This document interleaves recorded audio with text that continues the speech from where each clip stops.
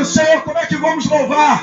Como é que vamos adorar? Estamos cativos, estamos presos. Eu chego na igreja, Senhor, quando eu penso em dar glória a Deus, eu lembro dos problemas. Vem uma língua estranha na minha boca, quando eu penso em falar, eu lembro dos problemas.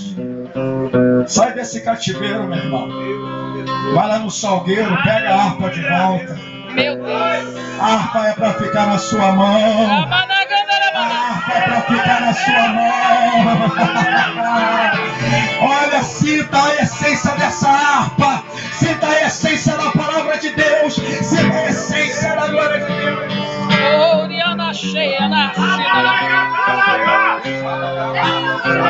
Eu quero que saia um som de harpa da tua boca nessa noite. Quando você adora o Senhor, quando você exalta o Senhor, quando você glorifica o Senhor, Espírito Santo, começa a tocar essas harpas agora. Toca, Espírito Santo, toca, Espírito Santo, renova.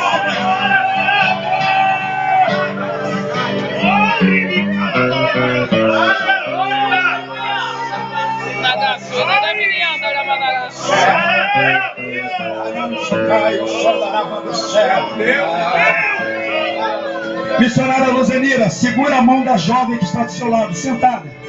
Segura, estica mais a mão dela. Mais. Segura a mão dela, não solta a mão dela, não. Meu Deus. Caramanaia da cheia.